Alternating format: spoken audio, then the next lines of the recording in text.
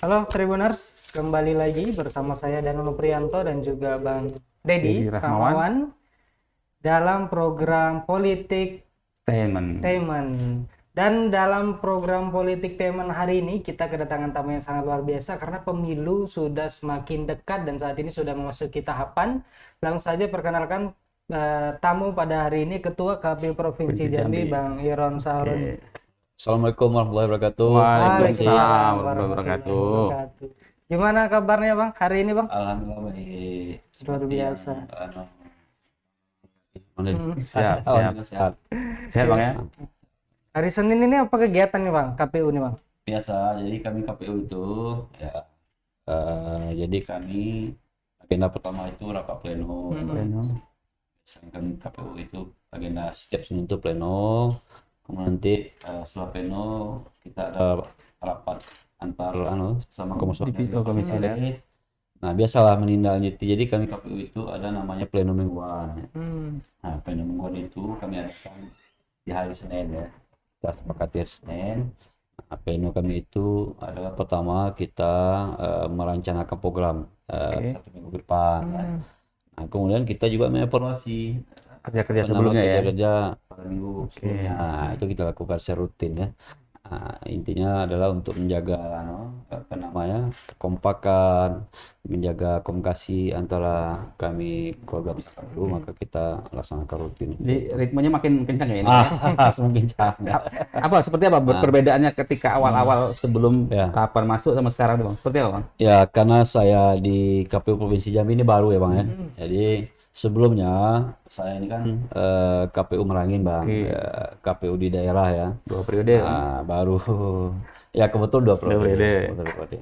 Jadi baru masuk ke provinsi ini kan sekitar 3 bulan yang lalu ya, sekitar bulan Juni. Nah kalau di provinsi itu ya memang volumenya agak padat dibandingkan yang kabupaten kan.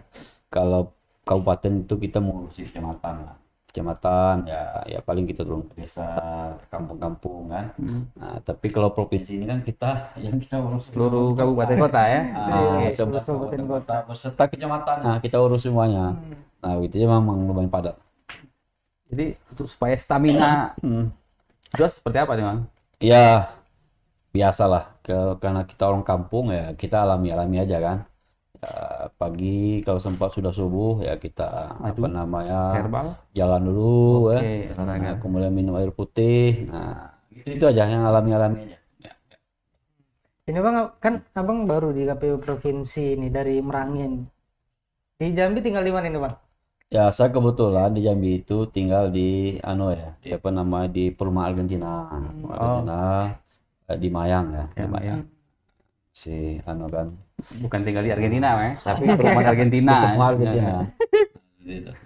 Kontrak atau rumah sendiri? Kita Bang? masih ngontrak Kontraknya. karena kan kita orang kampung kan. Iya. Jadi kita nggak ada rumah di Kota Jambi ya karena kebetulan ada rezeki misalnya diamanahkan menjadi KPU provinsi kan harus tinggal di ibu kota provinsi itu. Ya. Nah, karena amanah undang-undang itu tinggal di ibu kota provinsi ya kita harus cari tempat tinggal kan. Nah, karena kita belum punya tempat tinggal yang tetap, maka kita ya solusinya solusi yang berhemat lah.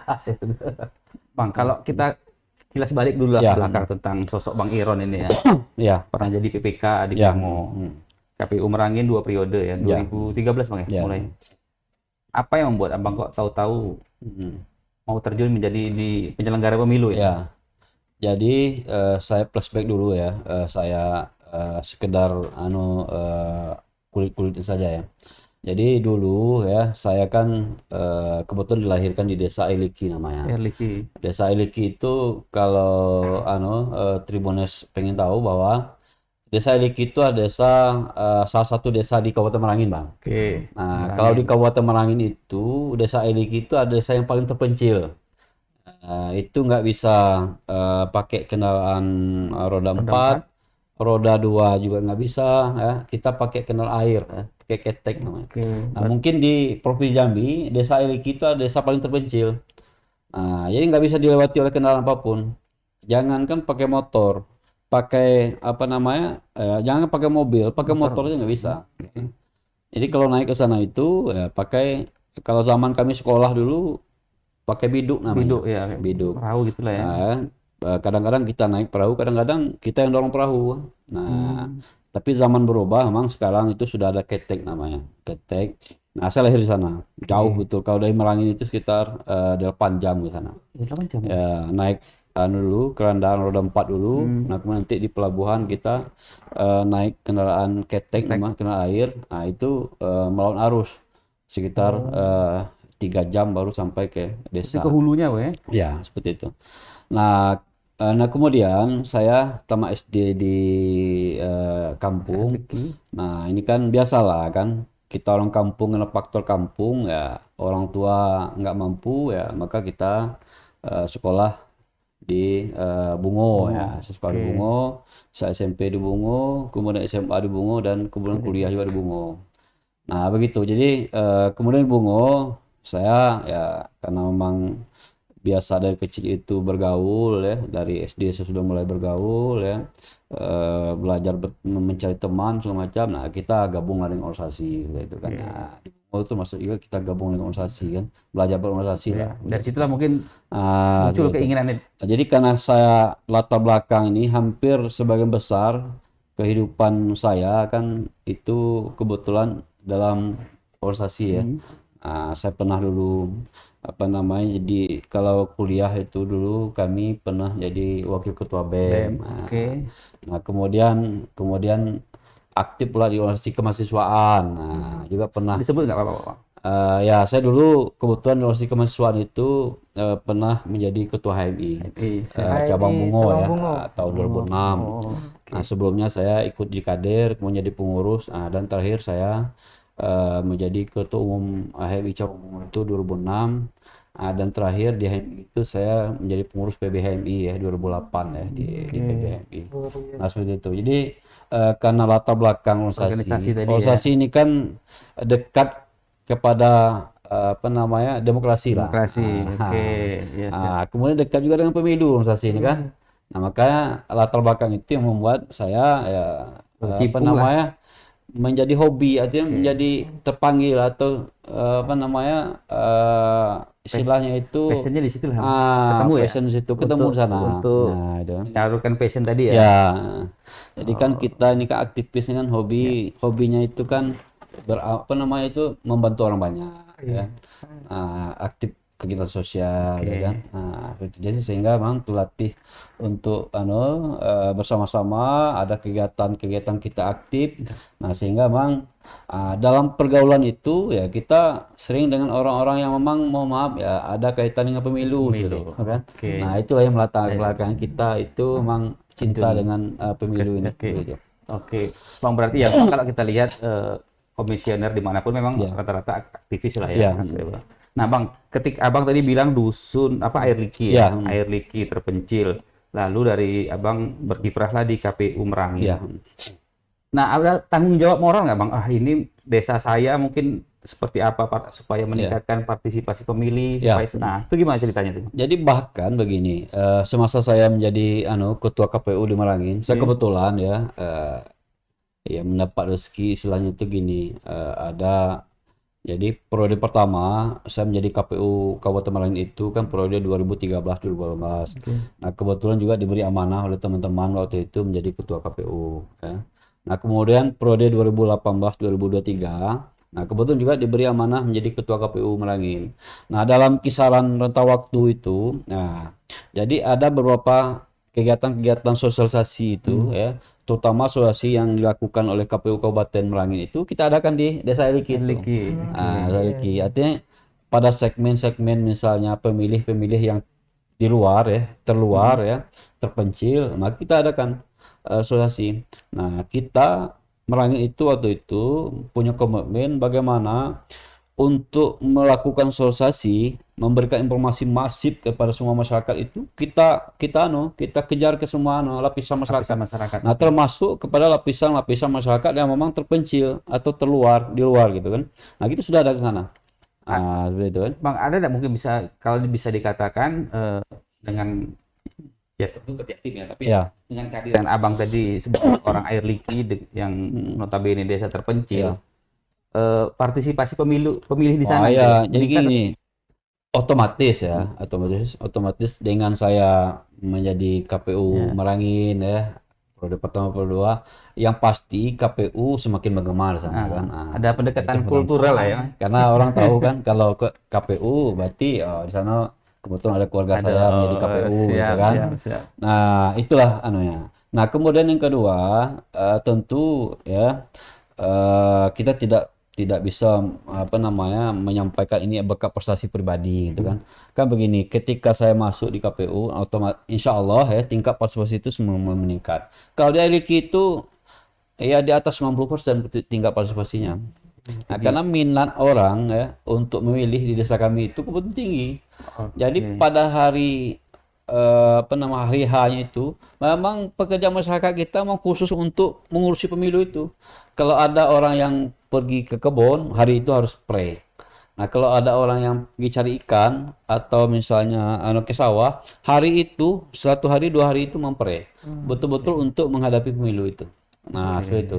Jadi suatu sisi di situ tuh kalau demokrasi maju. Kesadaran politiknya tinggi. Iya, berarti, betul, Pak. betul. Jadi boleh nanti kalau teman-teman Tribun mau misalnya kita ada waktu nanti kami KPU provinsi ini mungkin akan ada juga agenda-agenda. Ya. Karena sewaktu saya menjadi KPU Merangin itu ada satu agenda KPU provinsi itu kita bawa ke sana. Nah, sudah dikunjungi KPU provinsi sana. Ya, kita tunggu jadwalnya. Iya, segera lah tuh, Pak. Insya Allah nanti kita. Karena seru juga ke Ya. daerah-daerah pelosok, apalagi mungkin daerah-daerah yang seperti Erlik ini cukup banyak juga nih Bang di Ya. Jambi. Nah, untuk daerah pinggiran sendiri kalau dari KPU sendiri mencatatnya gimana nih Bang? Ya, jadi karena ini kita bicara adalah tidak spesifik ke desa satu desa, karena saya kebetulan hari ini sudah menjadi KPU provinsi, maka kita harus bicara lebih luas ya. Contoh kami memotret di Jambi ini ada beberapa desa yang memang itu sulit dijangkau oleh kendaraan normal ya, seperti kendaraan roda 4, roda 2. Ada beberapa desa, misalnya di di Sawangun itu ada beberapa desa ya yang kami lihat itu kawasan Batang Asai dan sekitar itu kan perlu kita beri perhatian khusus ya. Misalnya terkait dengan memberikan informasi, melakukan sosialisasi, dan kami sudah minta dengan KPU Kabupaten Kota Jambi ini agar teman-teman KPU Kabupaten Kota itu secara konsisten ya rutin melaksanakan sosialisasi ya, khusus terkait dengan warga-warga kita yang bertempat tinggal di kawasan-kawasan terpencil itu. Nah, begitu kan. Begitu juga tempat lain, misalnya di Bungo ya, di Tebo ya, kemudian di Tanjung Jabung Timur itu kan yang kami lihat itu agak ada beberapa desa yang memang sulit dijangkau. Nah, intinya adalah untuk menjangkau, untuk memberikan informasi yang utuh baik terhadap tahapan pemilu, terhadap hari H pemilu pun ya, terhadap misal peserta pemilu, partai-partai politik itu ya, itu sudah disampaikan pada masyarakat. Nah, termasuk masyarakat terpencil seperti itu. Siap. Iya. Kalau kembali ke sosok Abang sendiri ini Ya. kan tadi sebelum jadi ketua KPU Merangin sempat juga sebagai ketua Panwas Ya, dulu. Jadi Dan juga PPK juga. itu masa lalu. Tapi masa lalu itu ya cukup dikenang ya. Tapi untuk motivasi ke depan. Jadi sebelum saya menjadi KPU Merangin itu 2013, kebetulan kan dulu saya pernah terjun di Panwas lah gitu kan. Nah, yaitu di 2012. Nah, 2012 itu saya Januari 2012 ikut Panwas, kebetulan lulus menjadi Panwas, dan kebetulan pula waktu itu memang juga diberi amanah oleh teman-teman waktu itu menjadi ketua Panwas Kabupaten Merangin kan, periode 2013, pas 1 tahun. Jadi masuk Januari, kemudian selesai di Desember 2012. Jadi nuansa di pemilu ini ya, kalau nuansa mengawasi, kebetulan kita sudah juga melewatinya kan. Nah, hari ini kita terjun, kita yang diawasi oleh Panwas seperti itu. Menjadi pengawas atau menjadi penyelenggara? Sama. Yang penting menjadi penyelenggara. Ada titik ini ya, Bang? Titik mungkin lebih enak di sini gitu, Mas. Enggak, jadi penyelenggara pemilu itu ada 3 ya. Pertama itu namanya KPU. KPU itu kan sebagai pasangan teknis ya, melaksanakan semua tahapan, mulai dari tahapan awal sampai nanti dilantiknya peserta pemilu terpilih ya. Nah, kemudian Panwas itu Bawaslu jajarannya mengawasi kan.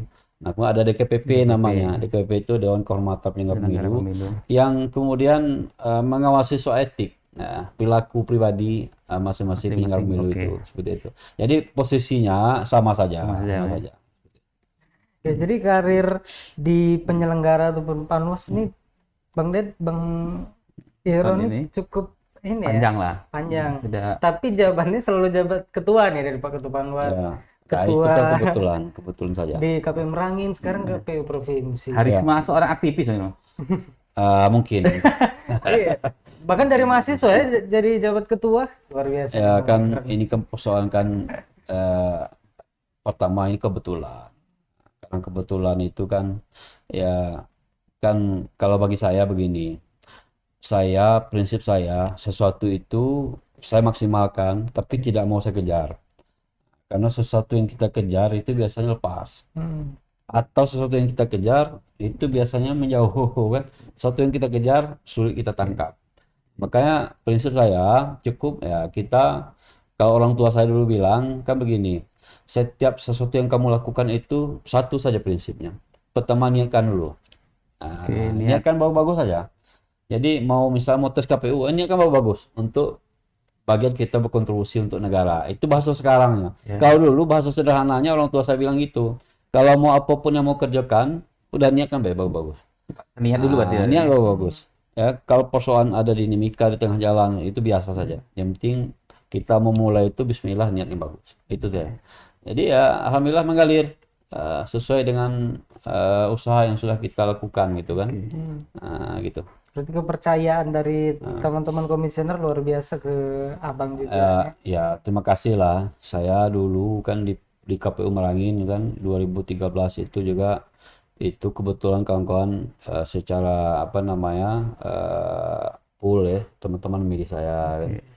Nah mungkin karena ada pengalaman dikit-dikit ya. Dulu misalnya saya ketika di KPU saya punya pengalaman sedikit di Panwas kan. Nah, waktu di Panwas dulu mungkin karena kebetulan teman-teman waktu itu sudah agak tua kan, saya yang paling muda waktu itu kan. Nah, yang muda aja gitu kan. Proses pemilihan di antara sesama komisioner untuk menentukan ketua tuh kenceng nggak Bang? Enggak sih? Enggak ya? Damai-damai aja ya? Damai-damai aja. Jadi intinya kan kita akan belajar berdemokrasi. Kan? Nah, belajar demokrasi itu kan mulai dari bawah. Mulai dulu dari misalnya waktu kita sekolah Bang kan. Nah, mulai dari pemilihan ketua OSIS ya. OSIS SMP, OSIS SMA sampai dengan pemilihan ketua BEM. Biasa demokrasi itu misalnya kita diskusi. Kita misalnya sampaikan gagasan ya.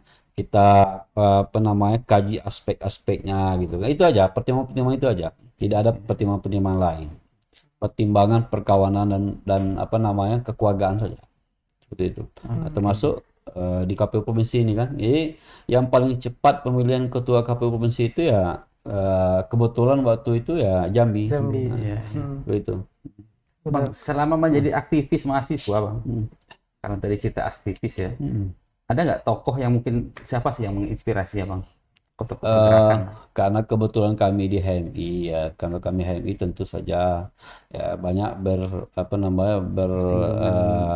melewati dengan tokoh-tokoh HMI ya. Nah, waktu itu misalnya saya dulu ya ada tokoh-tokoh nasional lah ya. Ada juga tokoh-tokoh lokal ya. Memang kita diajarkan misalnya bagaimana pertama kalau di kalangan aktivis itu kan kita banyak membaca, banyak diskusi kan.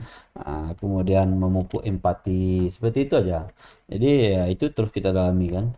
Nah, sampai kita sudah fase-fase mendekati selesai kuliah, kita sudah mulai terjun ke gelanggang praktis ya untuk sudah kita ilmu sudah kita dapat, nah saatnya kita membuktikan di lapangan gitu kan. Nah ilmunya sesuai apa tidak, itulah. Jadi tokoh-tokoh ya karena kita bergulat dunia aktivis ya tokoh-tokohnya tokoh aktivis lah. Ini agak rawan mungkin nanti nyebut nama nanti karena sudah karena nanti sudah mau pemilu, karena juga peserta pemilu pun ya bagian dari tokoh-tokoh kita gitu, sebenarnya ya sah-sah saja kan karena memang sesama aktivis. Ya. Jadi tadi agak-agak rawan gitu kan nanti salah. Iya nanti dipermasalahkan pula. Ya ini kan masa-masa tahapan pemilu ini kan kita harus betul-betul Siap. Nah, kalau mungkin di tempat-tempat bisa kita sampaikan. Ini mungkin kalau kita tarik ke DCS gimana Bang Danang? Ya. Yang sedang baru berlangsung lah kan, Ya. menjelang penetapan DPT.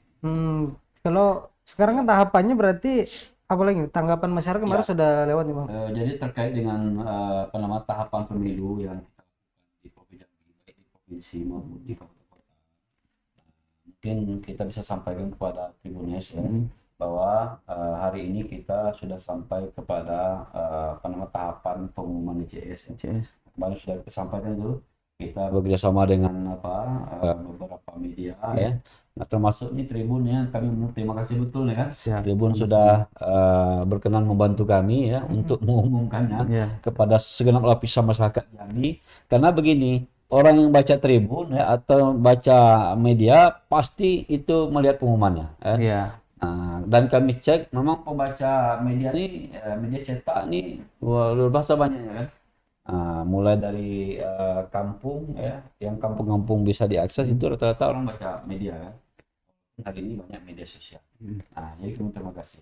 Jadi hari ini itu adalah sudah kita umumkan ya DCS-nya, daftar caleg sementaranya ya, baik di DPR provinsi maupun DPR kabupaten kota. Semua kita sudah kontrol ya, sudah cek, sudah diumumkan. Nah, tahapan berikutnya adalah kemarin kita sudah menerima tanggapan masyarakat. Nah, tanggapan masyarakat itu adalah terhadap DCS yang sudah kita umumkan itu. Nah, mereka nih, masyarakat ini, semua masyarakat kita bisa menanggapinya.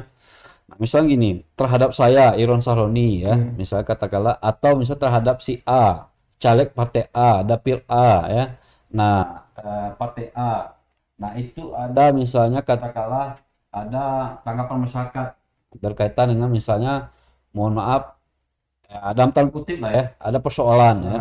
Nah, itu bisa disampaikan kepada kami. Bisa disampaikan kepada kami KPU. Nah, kami kemudian nanti atas tanggapan itu bisa kemudian berkoordinasi dengan partai.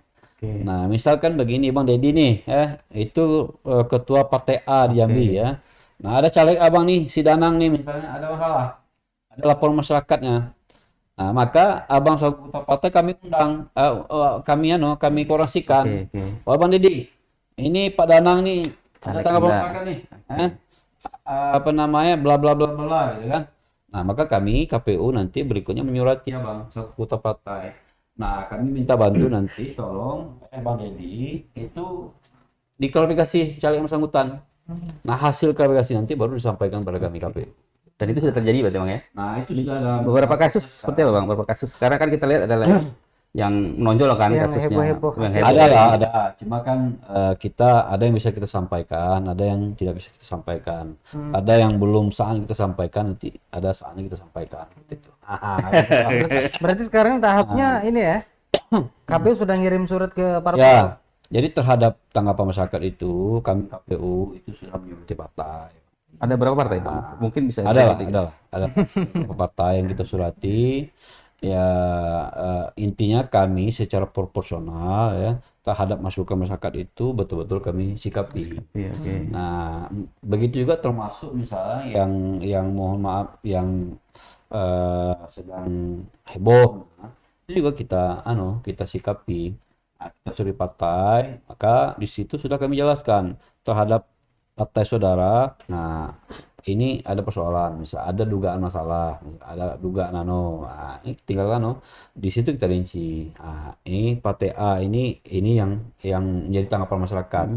Nah, silakan saudara mengundang caleg yang bersangkutan itu untuk diklarifikasi. Nah, hasil klarifikasi nanti itu tolong disampaikan kepada KPU. Nah, begitu kan. Bagi bukan kami yang mengklarifikasi, itu partai langsung kita klarifikasi. Nanti baru menyampaikan kepada kami. Nah, disitulah nanti dasar kami memutuskan bahwa caleg yang bersangkutan ini memenuhi syarat atau tidak. Atau TMS. Itu Bang. Jadi begitu kan. Jadi setelah tahapan ini ada proses penggantian lagi untuk jadi kan nanti ketika misalnya katakanlah dalam kutip caleg yang bersangkutan itu dinyatakan TMS. Nah, partai kita beri kesempatan untuk mengganti. boleh mengganti. Tapi tentu penggantinya itu harus on the track, udah siap betul berkas semuanya, syaratnya sudah lengkap semua. Jangan yang diganti itu ya yang mohon maaf misalnya berkasnya tidak lengkap, bermasalah lagi gitu kan. Seperti itu. Nah, sampai nanti proses nanti penetapan DCT. DCT itu nanti kita tetapkan di bulan November, awal November ya, perkiraan tanggal 3 lah kita tetapkan.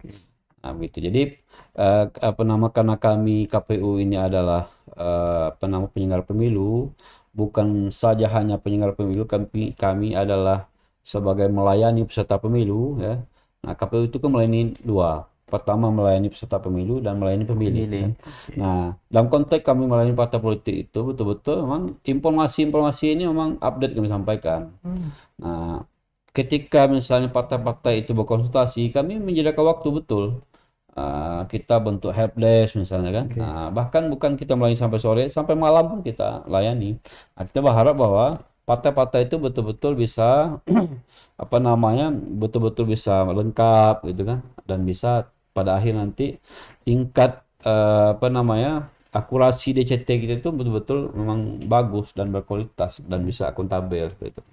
Bang, kalau dengan sejumlah temuan masyarakat terhadap DCS tadi, ya, lalu ada yang menilai jangan-jangan KPU-nya teledor ke lalai gitu, kok bisa lolos gitu. Ya, jadi responnya begini gimana, Bang? mekanismenya. Kalau kami KPU, insya Allah ya, karena saya adalah kebetulan diamanahkan menjadi Ketua KPU Provinsi Jambi, nah maka kami memberikan garansi dan jaminan bahwa kerja kawan-kawan di bawah, baik di kabupaten kota sampai dengan KPU Provinsi, tim kami itu kami jamin dan kami garansi itu memang sudah profesional. Nah, cuma memang ada kan pekerjaan-pekerjaan yang dilakukan oleh partai. Nah, misalnya begini, untuk menginput persyaratan bakal caleg itu ya, itu bukan KPU yang menginputnya. Nah, itu dari benar sendiri. Bukan KPU ya. menginputnya. Nah, PKPU itu menjelaskan bahwa sebelum berkas fisiknya itu diantar ke KPU waktu mendaftarkan bacalegnya. Nah, terlebih dahulu ini kan persyaratannya diinput ke silon namanya. Silon. Silon itu sebuah alat yang dibuat oleh KPU ya untuk memudahkan penginputan. Jadi online lah istilahnya kan. Diinput ke silon. Silon tadi ya. Sistem informasi pencalonan namanya kan. Nah, semua persyaratannya mulai dari persyaratannya, ijazahnya, KTP-nya sampai dengan surat pernyataan semua itu diinput. Nah, yang menginputnya itu bukan KPU, itu ada partai politik yang menginputnya kan.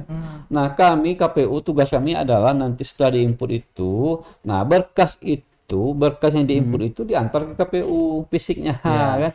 Nah, itulah yang kami lakukan verifikasi.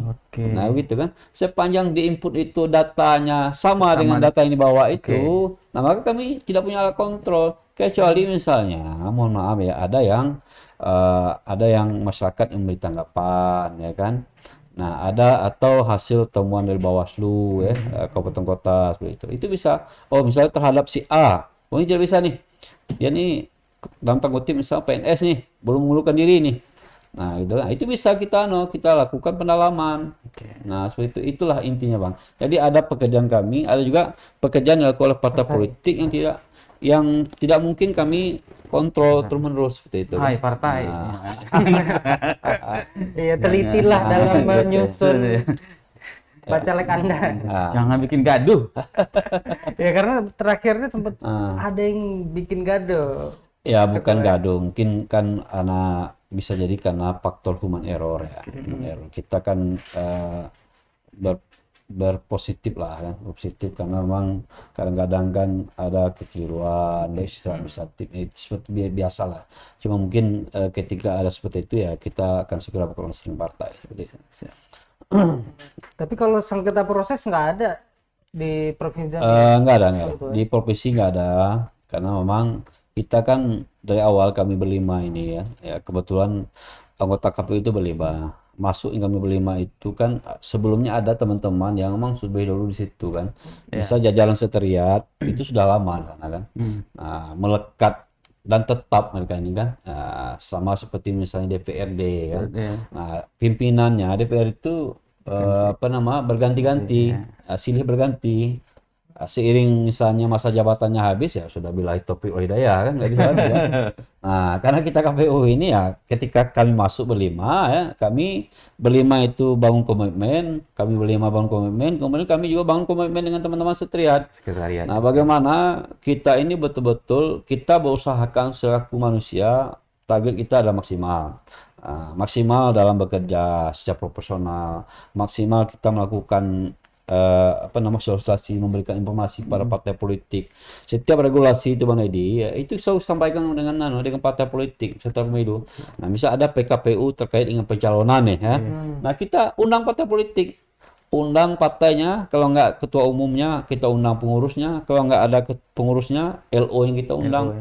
Nah, kita dalami itu aturan-aturan itu. Nah, ini loh, pencalonan anggota DPR ini akan dimulai dari bulan Juni ya. Nah, sampai bulan sekian gitu kan. Nah, itu kita sampaikan tahapan-tahapannya. Kita sampaikan juga aturan mainnya. Kita sampaikan persyaratan calegnya, apa yang harus dilakukan, apa yang harus yang boleh, apa yang tidak boleh, itu disampaikan semuanya. Nah, sehingga yang teknis sekalipun kita sampaikan. Supaya apa? Semangat kami melayani itu tadi. Nah, ini hasilnya tadi kan. Ini salah satu hasilnya, misalnya mohon maaf kami hari ini misal berpositif bahwa insya Allah ketika salah satu tolak ukurnya adalah kan di hasilnya Bang. Di hasilnya alhamdulillah kami bersyukur kepada Allah Subhanahu wa taala bahwa untuk sementara ya terkait dengan pengumuman DCS ini kan tidak ada yang melakukan sengketa ya dalam tahapan ini ya terhadap DCS provinsi yang sudah kita umumkan seperti itu. Jadi alhamdulillah. Nah, salah satunya itu kami lakukan memang bekerja berkomitmen ya secara proporsional ya. Dan itu alhamdulillah hasilnya hari ini kami berterima kasih betul bahwa kita teman-teman sekretariat bekerja maksimal dan hasilnya alhamdulillah DCS ini kita umumkan dan tanggapan masyarakat hari ini ya kan kelihatan tuh tidak ada partai yang kemudian mengajukan sengketa gitu. Berarti berjalan dengan lancar lah nih Bang ya. Alhamdulillah berjalan mungkin dengan nanti lancar. penetapan DCT tidak terlalu banyak gejolak lah di KPU ini kan. Jadi terhadap nanti tahapan DCT yang akan kita tetapkan di bulan November awal November ya. Kira nanti di tanggal 3 itu kita tetapkan dan tanggal 4 itu mungkin sudah diumumkan nanti kan. Nah, sebelum sampai ke sana kami kembali ya memflashback bahwa sebelum sampai nanti di ujungnya itu di penetapan DCT, maka kami sudah mengambil langkah-langkah melakukan persiapan-persiapan agar nanti DCT itu tidak dipersoalkan oleh orang ya. Nah, salah satu yang akan dipersoalkan nanti ketika orang tidak puas atau peserta pemilu tidak puas. Tidak puas itu misal ada salah satu caleg mereka misal TMS misalnya. Nah, apa masalahnya TMS itu kan? Nah, apakah karena kelalaian kami atau persoalan mereka? Nah, kedua-duanya kita minimalisir. Nah, kesalahan kami misalnya kami pahami regulasi. Ya. Kami cek satu persatu mulai dari PKPU, pedoman teknis semacamnya, tahapannya, persyaratannya, semacamnya itu kita pelajari, kita diskusikan. Berarti KPU menyisir satu persatu bacalek itu Bang ya? Iya, kita sisir. Sekian ratus yang jadi biar ini kan untuk meminimalisir nanti hasilnya. Nah, kalau hasilnya nanti dipersoalkan, berarti ada persoalan yang terjadi kami kan. Maka kami betul-betul ya mendudukkan ini dengan semua, termasuk dengan jajaran sekretariat. Biarlah kita bekerja itu lama, capek, lelah, tapi hasil nanti mudah-mudahan baik. Nah, seperti itulah. Nah, maka dari awal ya, ketika sudah DCS diumumkan ya, nah sebelum sampai penetapan DCT Bang, kami hati-hati betul nih. Nah, tahapan demi tahapan tuh kita lewati dengan teliti, cermat ya. Nah, sehingga misal nanti kan ada namanya tahapan pencermatan DCT ini. Nah, akan dimulai di bulan September ini, 24 September kan. Nah, di pencermatan DCT itu nanti kan partai kan bisa tukar caleg lagi, pindah dapil, tukar nomor urut dan segala macam ya. Oplos ulang sana lagi berarti. Ya, gitu kan. Maka kami pun hati-hati. Kita komunikasikan betul dengan partai itu, apa regulasinya, aturan seperti apa. Nah, agar kita minimalisir tingkat kesalahan dan human error-nya itu seperti itu. Berbicara tadi soal kerja keras, kemudian letih lelah dari KPU dalam mengurusi pemilu ini. Ya. Selama jadi anggota KPU pernah tidur di kantor tadi, Bang? Kalau sudah. Pasti. Kalau dulu kami di Merangin itu mungkin tidak dihitung kali lah. Tidak dihitung kali. Nggak terhitung lagi ya. Cuma kami KPU begini, pimpinan kami mengajarkan bahwa apalagi ini kerja ini sudah mulai padat, Bang. Ya. Maka kami sudah siap, bukan kita siapkan, memang nggak ada sofa, nggak ada apa kan. Jadi di kursi itu aja. Nah, jadi kalau yang penting ada tempat mandi kan.